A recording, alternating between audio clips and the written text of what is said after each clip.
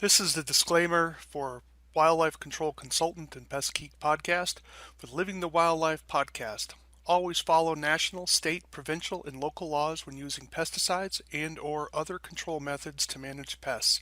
Wildlife Control Consultant, LLC, Pest Geek Podcast, Living the Wildlife Podcast, Stephen M. Van Tassel, or their or his affiliates are not responsible for followers' use of the information provided here. Hi everyone, Stephen Van Tassel here, bringing you another episode of Living the Wildlife as part of the Pest Geek Podcast family. Glad to have you on board. I hope you're enjoying the show. If you're new to the show, well, welcome. Typically, we produce a broadcast, I guess, or a podcast once a week, about 50 weeks a year, and in particular, this particular podcast only covers vertebrate pests. So we don't deal with insects unless they're related to vertebrates. So, and those of you, of course, who've been part of the show know that that's what we focus on here is wildlife, typically, which is understood to mean animals that have a spine, because insects are animals as well as creepy crawlies. Those are all animals, but we only focus on vertebrate pests, animals with a spine. Would appreciate it if you would to take a few moments to subscribe to the channel, to make sure you ring the bell, to make sure that you're getting notifications of when new postings are made, and do join us on Facebook as part of the Pest Geek Podcast family. We'd love to have you engage there, ask questions, and of course you can always contact me at wildlifecontrolconsultant@gmail.com, wildlifecontrolconsultant@gmail.com. I'd love to hear your comments, thoughts. If you have a show that you're interested in, perhaps you have a product or a service that you would like to spotlight and get out to the world. Is one of the fascinating things. Sometimes I've been at different training events, and people from another country would come up to me and say, yeah, I've heard your podcast. And so that's quite gratifying. Would love to hear those types of reports. And yes, even if you have a complaint, I'm interested in hearing that as well. So otherwise, as I've said before, I'm just going to talk about what interests me and what I think might be important for the industry. Because one of the things, if I could just take a little side note here, one of the challenges that we have in industry education is that the desire is always towards, can I make money with this in the next 5 minutes? There is a tendency among certain parts of every industry that just hates education. And unfortunately, while I understand the attitude there, your time is valuable, you're trying to make more money. One of the challenges with service-based industries is that you can only make money by either turning over your jobs faster so that you do more of them, or charge more, or both. It's hard to scale a service industry unless you're hiring workers. And of course, even before this wretched economy, we've had trouble in the industry hiring workers that will do the job and do the job effectively at a pay that they're willing to work for. And so it's been quite difficult. But one of the things about education in that is people say, well, that didn't really help me, I don't need this. And that is, you don't know what the future holds. And that the reality is that 20% of what you know covers 80% of your job. It's that last portion, it's those marginal jobs that you may only use the information once. I mean, I remember in school, I'd be asking the question, what am I going to use this information for? I'm never going to need this. And now that I'm a much older adult, I regret some of those decisions from high school, that I didn't take some of that information more seriously and just trust the fact that my teachers were giving me something that could prove valuable to me in the future. I just couldn't see it. And I want to encourage those of you listening to the podcast, again, maybe I'm preaching to the choir here, but sometimes, we have attitudes towards training that are like, well, that really wasn't that helpful, or that really wasn't new, because obviously the longer you've been in the industry, it's harder to find information that's going to quote unquote be new to you. I call it mining for gold. However, you are sometimes going to have, when you're getting training, it reinforces information that you should know and brings it to the forefront. We call it, reviewing the fundamentals. But also, sometimes you may be picking up a tidbit that isn't important now. It may not be important 5 years from now, but maybe 6 years from now, it might be important. You know, I've never had to deal with feral hogs, for instance. However, I've always been fascinated by feral hogs, and I would take classes for feral hogs, even though we don't have feral hogs in the states that I lived in. Or if I lived in a state with feral hogs, I didn't have the opportunity to deal with them because either regulatory or access or that sort of thing. So you say, well, why was I wasting my time learning about feral hogs? Well, because part of it, as an educator, the more I learn about other animals, the more flexible, because you never know, feral hogs move. Generally, they move quite well because someone throws them in the back of a truck, but feral hogs move, and you don't know when you're going to need that information in the future. And now here I am in a state where we are looking at possibly having feral hogs invade from the north. And so could I eventually use that information? Yeah, you never know. You might move and all of a sudden you're in a state with feral hogs. But that's just one illustration. So I just want to encourage you to understand that just because something isn't, I don't need to learn that topic, that's not really going to be valuable for me, blah, blah, blah, that you can't always be sure of that. In that sometimes we have to check our attitude a little bit and say, is this really worth it? I mean, I did some training once for an home inspector association. Actually, it was a society. And, we had probably 5 people in the audience, and I was talking about wildlife. And the class that took up all the students, or all the people that were attending, was on electrical work. Now, I get it. But what was interesting is those 5 individuals that were in the classroom, they were learning things that they weren't going to ever hear from anyone else. And I was talking about some of the diseases that they were exposing themselves to when they were crawling around attics that they never knew about. And so all those, and they were like, everyone should have been in here. We should have learned it. Everyone should be learning this. Well, it didn't happen that way. Why? Because you had a group of people who thought, I need to understand electrical work and I don't need to know wildlife. I don't need to deal with wildlife. Well, you may not need to deal with wildlife as an inspector, but wildlife may be dealing with you. So I think we want to be careful about how we prejudge training and how we prejudge information, that you don't always know what you think you know, and you don't always know what you think you need to know, because you may need to know something that you didn't think you needed to know. All right, well, enough of that. So again, glad to have you on board. And today's topic, I thought we would talk about fumigation management plans. And so here we are with my particular website. I do have some books available.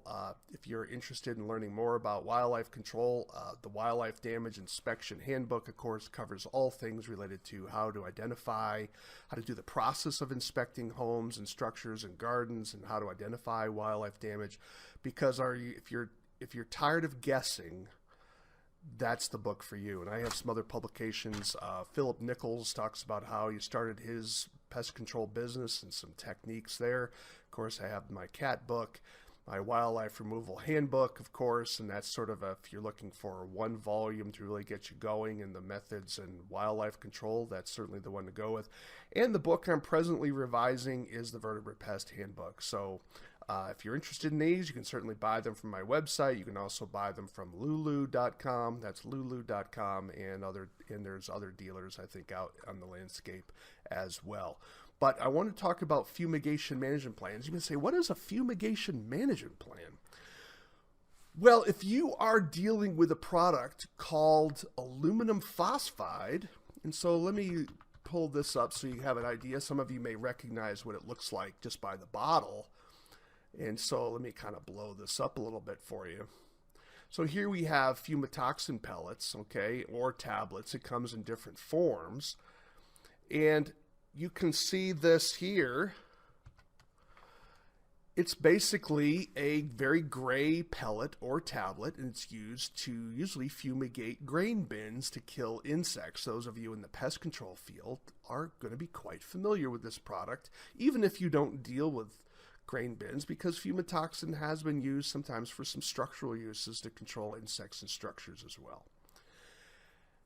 However, a smaller use of the product is to control burrowing rodents on the landscape, such as prairie dogs and ground squirrels and pocket gophers. And so it can be put down the burrow out in the field away from structures, not on residential lawns, and you can use it to fumigate burrows with this product as well. And again, you put it down into the burrow, it reacts with the moisture in the air, it releases phosphine gas. Phosphine gas is heavier than air and it kills the burrowing rodent in its den and burrow. Okay, so pretty straightforward stuff. So one of the requirements for aluminum phosphide use, and again, I'm not using the brand name. Fumitoxin would be a brand name. Aluminum phosphide is the active ingredient of which it releases phosphine gas.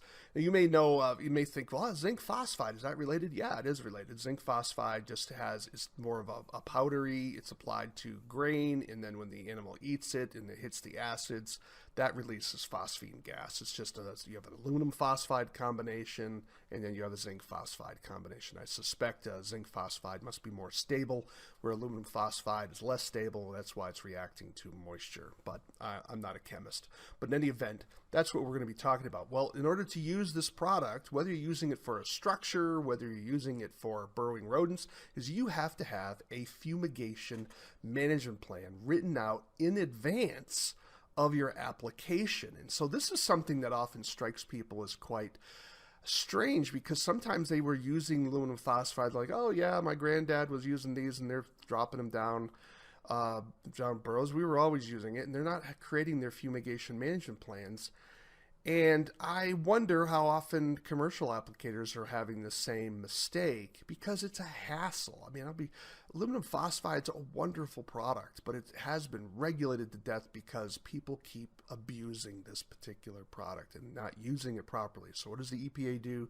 The EPA said, all right, we're just going to regulate this more and more, hoping that someone's going to follow the rules.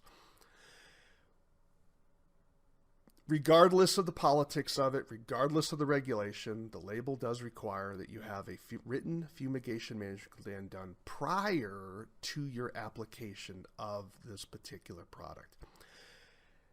Unfortunately, there's no template for how to write this fumigation management plan on the label. Now, when we talk about the label, I got to be a little more specific. Now, you have the label that's on the canister. Then you have the 40-page, yeah, you heard me right, 40-page applicator's manual. And you also have the SDS sheet, which can be anywhere from, I think, 8 to 12 pages. I think there's one out there that's at least 15 pages. So you're dealing with 3 separate documents that is encompassing all that you're required to read prior to the use of this product. So in all that information, there is no template that says, follow this and you can fill out the questions and you will have your fumigation management plan up to snuff. Now, it has categories of information that you need to have on your fumigation management plan, but it doesn't give you a form that says, fill out this. Well, I have created a form to walk you through the process. Now, understand that this form is was designed for Montana, and it was only designed for non-prairie dog use. You say, well, why did you skip prairie dog? Well, the reason is because prairie dogs require an additional step before you apply aluminum phosphide to prairie dog towns. That additional step is you have to be performing a site survey according to U.S. Fish and Wildlife Service standards, looking for black-footed ferrets and other endangered species. Now, what does that entail? To give you a thumbnail sketch of it, it's basically doing a night survey for 3 days, or 3 nights, I should say, where you're doing spotlight surveys looking for sign of black-footed ferret. You're looking for the green eyes as you're surveying the landscape with usually a very powerful spotlight. And you're running around all night looking for those prairie dogs. Those black-footed ferrets. So that's the only thing that's basically different. And so this is a document I had created as part of my day job several years ago, and then had it vetted through both the manufacturer and other reviewers to try to snuff it up to make sure it was clear enough. And to the best of my knowledge, it covers the requirements of your fumigation management plan. Again, welcome criticism, but this is available at no additional cost. I don't call it free. It's going to be free for you who live in another state, because obviously none of your money paid for it. But it's basically covered because my salary came from individuals in the state of Montana who paid for licenses and for pest control or pesticide manufacturers, I should say, who paid fees to the state. That's where my salary came from. So it's free to you, but it's not free. You know, my pet peeve about anything from the government's not free. So how do you get a hold of this particular document? Well, let me show you how to do that. So you'd go to the Montana Department of Agriculture website, and I have the home page here. It's Montana Department of Agriculture home page. And that's agr.mt.gov. And that brings you right to the Montana Department of Agriculture homepage. On our homepage, you can see the header bar here. Let me try to blow this up for you so make sure you can see it. So I'm blowing this up. Okay, I guess I blew it up a little bit too much there. There we go. So you can see next to the logo, you have Home, Resources, Department Topics. You want to click the link that says Department Topics, and we're going to click that. That brings you up to this other page, and it has 4 columns of text, which is a bit ugly, but basically these are the various topics and categories involved in the state of Montana, where of different parts of our department. So now, for some reason, it's not letting me scroll down in my viewpoint here. So let me try this again. Oh, it's still not. So I have to kind of shrink it up. So down here, it says vertebrate pest. That's in the lower right-hand corner. You'll see a little paw print next to it. Vertebrate pest, because as you know, the Living the Wildlife podcast, we only deal with vertebrates here. So you're going to click this particular link, and that's going to bring you to my page, the vertebrate pest page, as part of the Montana Department of Agriculture website. Now, I want to be clear about this. My presentation today is not authorized by the Department of Agriculture. I'm not speaking for the Department of Agriculture. I'm here as wildlife control consultant, giving you information about the fumigation management plan that's available in the state of Montana. Now, I want to be sure you understand you need to make sure that the document we're talking about is going to meet your state or area standards and the label that you have in your hand. My suspicion is, if at nothing else, the document I'm going to show you is at least going to help you move further on the process of creating your own fumigation management plan. Now, one of the things that need to be added here, and that is the Word version of this fumigation management plan. I will be adding that soon. So by the time you get this podcast, that should be up and running. But right now it's a PDF, but it's certainly, those of you who know how to crack a PDF can certainly crack it. But this is something that you are free to use. So here's my particular page. We're going to scroll down, and we're going to get to this particular section, and notice where the skunk is. It says Montana Vertebrate Pest Bulletins, and you're just going to click that. And that's going to bring you to the publications page for the vertebrate pest specialist for the Montana Department of Agriculture. And you can see the publications available here. Download what you wish, but I want to focus on this second one. It's burrowing rodent, parentheses, not including prairie dogs, close parentheses, fumigation management plan template for Montana's pesticide applicators. And that's the document you want to click, and you can certainly download it. Like I said, it's a PDF. And so what this document does is it walks you through the process for what is required, at least for the state of Montana, how to write up a fumigation management plan for the use of aluminum phosphide-based products to control burrowing rodents, except prairie dogs. Wow. I mean, that's very technical. But again, we get a little geeky here in the Pest Geek podcast. So we want to be sure you understand this, because this is part of the drudgery of using this particular product. And that is that there is a paperwork element to it. So unfortunately, we can't eliminate that paperwork problem, but we can make the process at least easier for you to fulfill. And I hope this particular document does. Again, I created this back in 2015. So you'll read some introductory text, and then there's some instructions here. Notice what it says. It says, complete the Fumigation Management Plan, FMP, prior to the pesticide application. You need to keep one FMP on file at your home or company location for each fumigation you do. So there's a record-keeping portion. Now, how long you keep that information depends on your state. In the state of Montana, you are required to maintain that information for at least 2 years.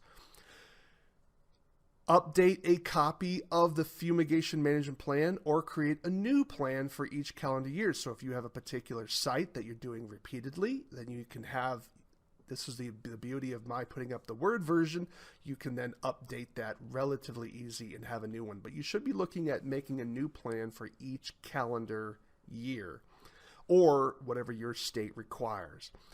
You want to keep both the plan and the checklist on file for a minimum of 2 years. Longer if the policy or client requires records of pesticide applications should be kept longer. And there is my contact information for my job with the state. So now we're into page 2. And I'm going to kind of close this out a little bit. No, I guess not. So now we have, so here we're at the guts of the document here, and you're going to basically put in your information. It's pretty straightforward. Your applicator name, company name, phone number, address, and city. You say, well, what's the purpose of this fumigation management plan?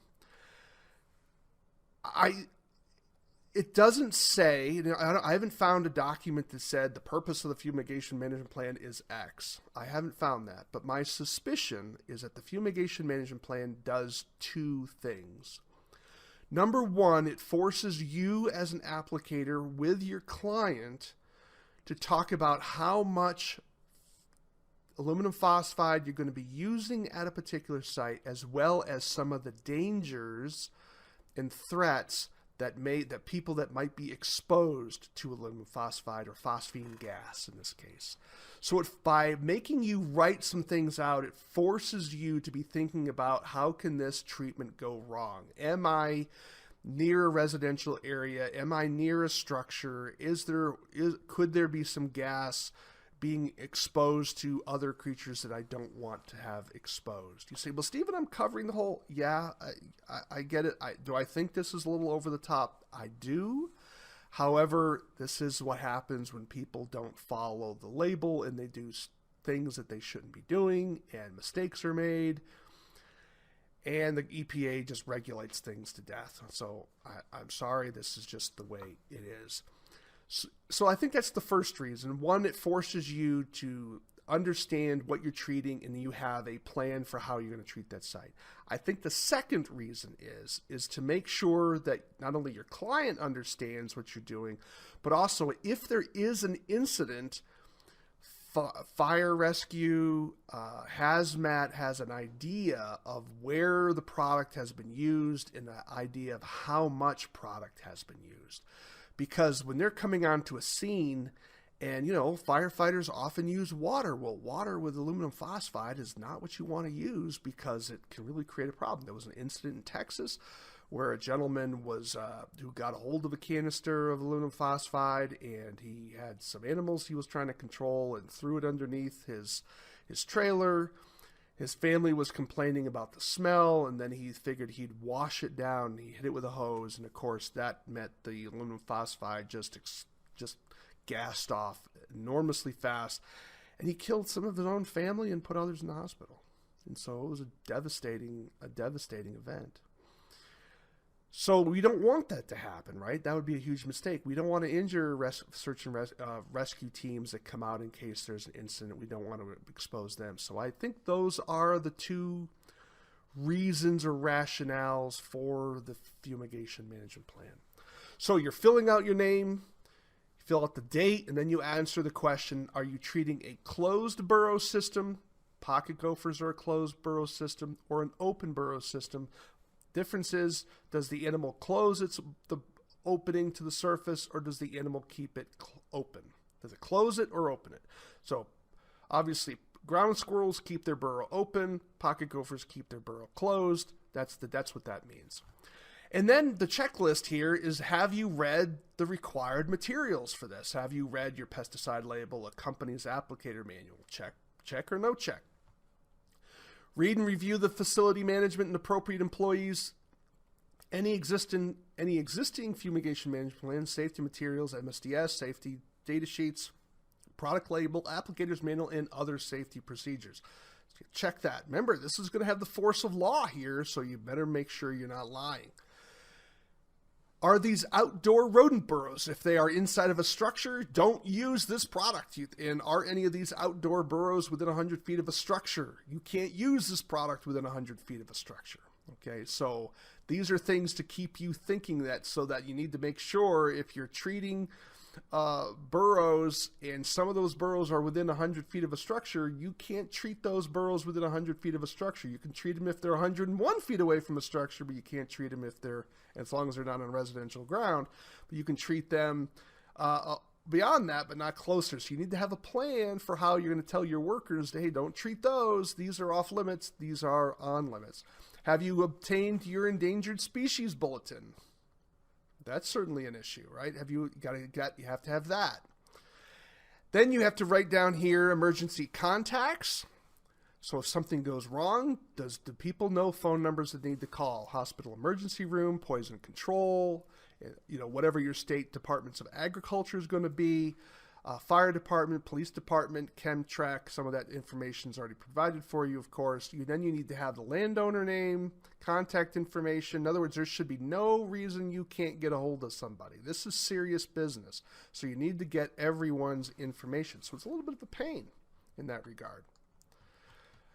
Now you're going to do what's called a site map, and you're going to draw this on this document, or what I would suggest is you can go onto Google Earth and take a screenshot of the area that you're going to be treating, and then you can then use a marker to update it. Remember, Google Earth is sometimes 5 to 7 years old, and if there are new buildings, just simply draw them on the photo. You could attach that photo right onto the document and then make whatever additions. And you need to mark out where you're going to be treating, as well as the check boxes here, a location of right-of-ways and water sources and livestock and nearest telephone lines of communication, treatment area and adjacent areas that are not scheduled for fumigation. So both the treatment area and the non-treatment area needs to be identified. Burrows near buildings or occupied areas with pipes that lead into buildings that will not be treated. In other words, we're worried about that gas entering a structure and harming someone. So those are things you need to take care of. Because remember, this particular fumigation management plan is only designed for the control of burrowing rodents away from structures. So if you're doing anything in regards to structures, this fumigation management plan is not for you. You got to create one for that. This is strictly for the field use. Okay, and then always make sure that the document is up to snuff for your particular jurisdiction and state or province or wherever you're living in the world. So this is a good idea, even if it's not required. So you're going to use this. You have a comment section here. Now we're getting down to page 3. Now you need to kind of do an estimate of how much fumigation material you're going to need. Again, you have to make a judgment call. Make a reasonable judgment call. And again, I think the reason for this is to have an idea so that if firefighters and emergency personnel come out, they have an idea on how much volume of aluminum phosphide may be in the area. Then we get down into the personnel section. All the personnel working with this need to have read the proper materials. They need to understand that they are to report incidents of exposure and provide telephone numbers for emergency response. You are to report to proper authorities any theft of the fumigant. This is very important. Aluminum phosphide is a pretty dangerous product. If any of this product is stolen, you need to be notifying authorities like the police. as soon as possible. You need to inform all personnel of an established meeting area in case there's an emergency. So if you're working alone, obviously this is pretty simple. But if you have a team out there, you need to start making sure that everyone is on board. Okay, so here you have, everyone needs to have a pesticide license. To my understanding, no one is allowed to use unlicensed personnel with the application of this. So everyone involved in the treatment area needs to have its own license.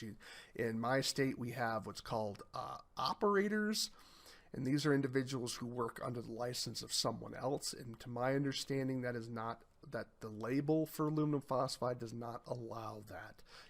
Everyone using the product must have their own pesticide license. And the reason for that is you need to be sure you have people who understand what they're dealing with here is a dangerous product. It's a very good product, but it's a dangerous product. And the way, the analogy I use, it's like a gun. A gun is a very dangerous product, but when you use it properly, it's a very important product. It's a very valuable product, right? If you're trying to hunt, a gun is a very useful tool.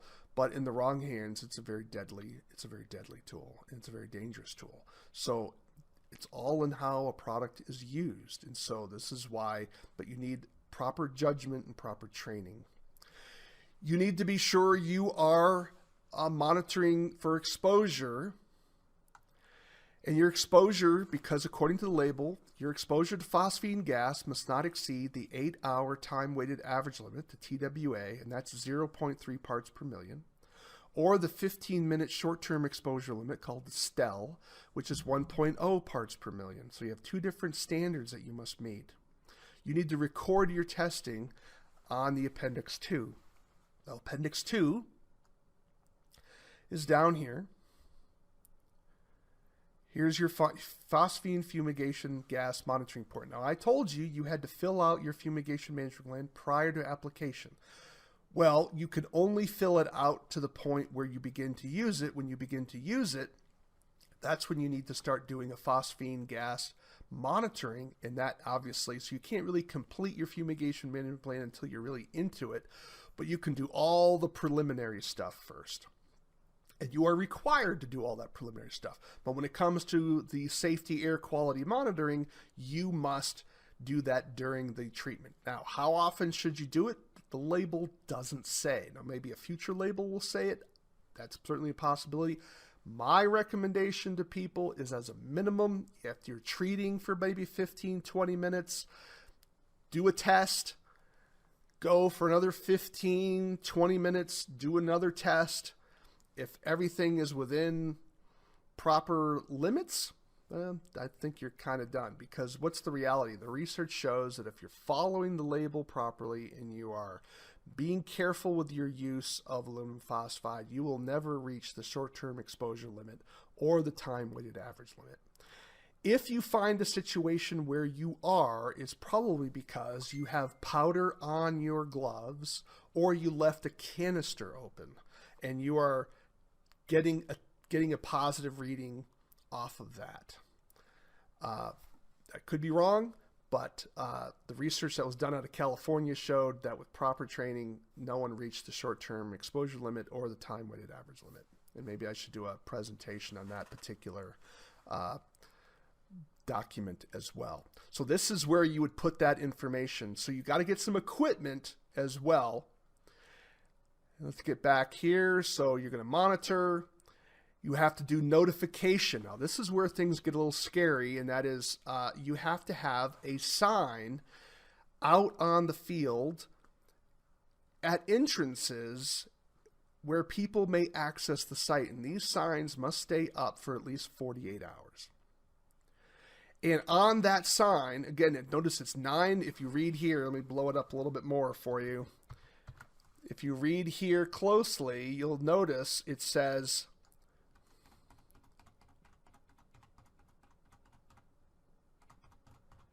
I got to get to it. I blew it up maybe too far.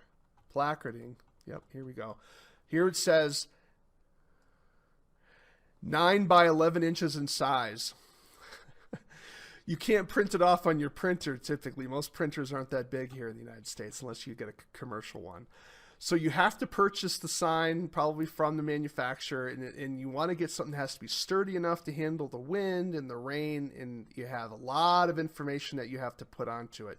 You have to have, it's got to be written in a certain way, has to have the product name of the fumigant, the EPA registration number of the fumigant, the 24-hour emergency number, and your contact information. So the 24-hour emergency number is with the manufacturer, and the contact number is you. So you got to have your personal information out there where it's a phone number you're going to pick up 24 hours a day so that if there is an issue, someone can get a hold of you. And so how many signs do you need? Well, it depends on how much public access there is to the area. So again, that's a judgment call, but you got to have at least one if there's public access to that particular area. If you are completely fenced in with high 6-foot high fences, and it's a gated area where it's locked and no one's allowed to get in. Maybe there's a guard there, then you probably don't need a sign, although I would put a sign there anyways.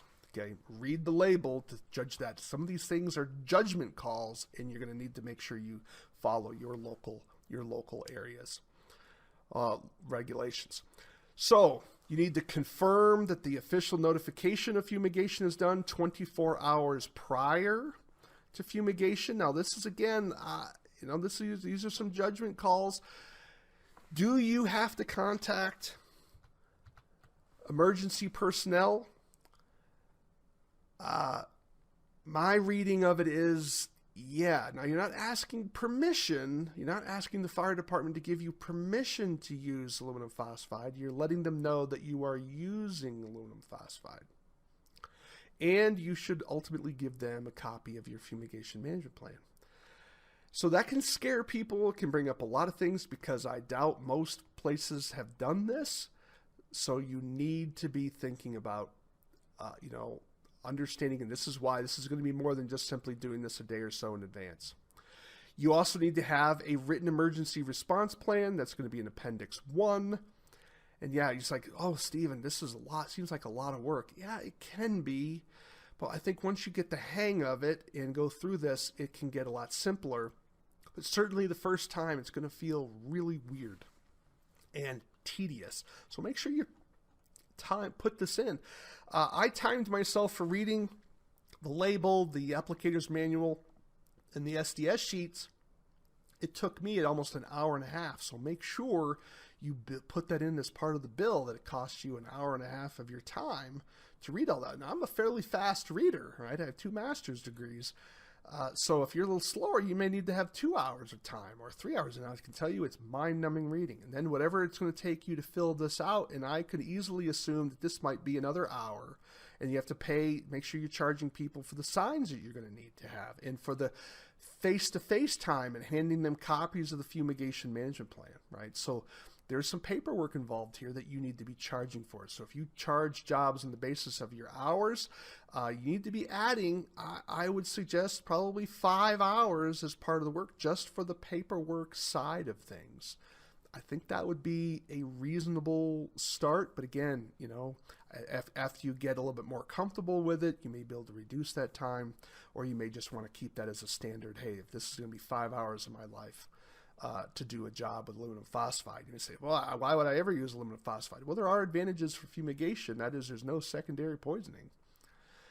So that is an advantage, and it's pretty effective, and it can be relatively fast, depending on how much land area you're dealing with. Okay, so you don't have that residual poison out there that if you had with a bait, for instance. Now you say, why the 48 hours? Well, because it's gassing off, but once it's finally gassed off, you're done. You don't have to worry about, well, is there a bait block out there that might be poisoning some kid or something? So other restrictions, it talks about open burrow systems, closed burrow systems, and then it talks about here how you're going to prepare it for it. So now you have the checklist that you're working through, and you're just going to go through these various questions and make sure that you've done all of them. So again, it walks you through the fumigation management plan process. It talks about the training of your personnel. Everyone needs to be on the same page. There should be no No one should be confused about what they're doing, where they're doing it, how they're doing it, and the type of work that's being done. Then you have the monitoring and safety equipment that you have to have. Everyone needs to have their own respirator with a phosphine gas canister. It needs to be properly fit tested, and they need to have that available to them on site. And of course, you need to have the gas testing equipment.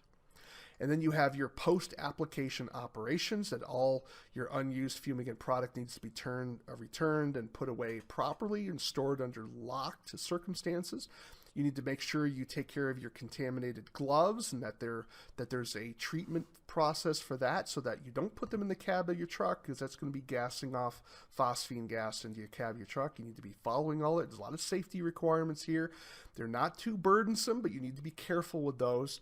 And then, of course, you have your notification plan where you're touching base with your client, and you are doing your fumigation monitoring. That has to be done. Your official notice of fumigation. This is when you're contacting like the fire department, rescue, letting them know that you're working. You're giving them this information so that they understand this is taking place. Again, you're not asking permission from the fire department. You're informing them of what you're doing as a sort of a courtesy required, as I believe, by the label, but there may be a dispute about that. Well, that's basically it for the burrowing rodent fumigation plan. I would encourage you to download a copy. Check it out if you're looking to use aluminum phosphide. Again, it's a restricted use product, so there are a lot of rules governing it, but it can be a tool in your toolbox if you're looking to handle burrowing rodents out in field conditions that are in non-residential areas. Now, what are some of these gas testing pieces of equipment? I just want to highlight this briefly. We're already running a little long here today, but you can test for gas using these glass tubes with an air pump. Basically, you break off the ends of these glass tubes and you draw air through the pump, and there's a chemical inside that will change color depending on whether a phosphine gas is present and to what extent in terms of the parts per million. You'd want to get glass tubes on the low end of the spectrum. There's different versions of the glass tubes for, higher levels versus lower levels. Again, we're dealing with 0.3, I think, parts per million is the short-term, is the time-weighted average limit. So you need to make sure your tubes can handle down to the 0.3 level. And the dealers that you're working with can certainly help you with that. This is probably the cheapest way to go for aluminum phosphine gas testing equipment. If you think you're going to get more serious about this and where you're doing a lot more of it, you may want to get the electronic meters. The electronic meters, of course, save you from having to deal with the glass tubes, and they're constantly monitoring the air. And it may be something they're more expensive, and they do need to be calibrated, so that can be an additional cost. But if you're doing enough aluminum phosphide work, that may be worth it for you just in terms of the convenience. You have to judge that for yourself, but you have two different options for doing that. Well, we have covered some pretty geeky stuff here today in terms of fumigation management plans dealing with aluminum phosphide, and whether you do it or not, again, maybe I've just told you that maybe this is something that's not for you, in which case the training saved you from going down a path that you ultimately didn't want to do, and so it saved you some time. If you're interested in using aluminum phosphide, well, now you have a sneak peek into some of the work that's involved with using aluminum phosphide for burrowing rodents under field conditions. Okay, well, that's enough of that. Well, I hope you've had a great week, and I hope your next week and you enjoy your weekend, and that you're going to be refreshed for next week. Make sure you take, with this summer season coming on, make sure you take some time with your family, and make sure that you are making sure that things are good in your home life, because there's no use having a great business if you don't have a family to enjoy it with, because divorce and family problems are not worth having a great career, or as you would view it. You can still have a great career. It may not be an awesome career in terms of your money and whatnot, but there are going to be things that you need to do to be sure that you are taking care of your home life. Don't be so business driven that you're neglecting your home life. And it often doesn't take as much as you think. You've been listening to Living the Wildlife as part of the Pest Geek podcast family. Again, take some time, Do subscribe to the channel, do ring the bell, do reach out to me. Again, I'm at wildlifecontrolconsultant@gmail.com, wildlifecontrolconsultant@gmail.com. Would love to hear from you, your thoughts, ideas, suggestions for shows. If you have a product or service you'd like to market to the public, I'd love to have you on the show and interview you. You can definitely reach me at wildlifecontrolconsultant@gmail.com. Would love to hear from you. And also join us on Facebook as part of the Best Geek Podcast family. Join the revolution, as Franklin calls it, where we can discuss ideas and thoughts and suggestions on how to improve your work as a pest control or wildlife control professional. You do important work, and we want you to be safe, and we want you to be productive, and we want you to be profitable and live a good life. And why do we call this living the wildlife? We call it living the wildlife because we want you to live the wildlife, not be the wildlife. Take care, everybody.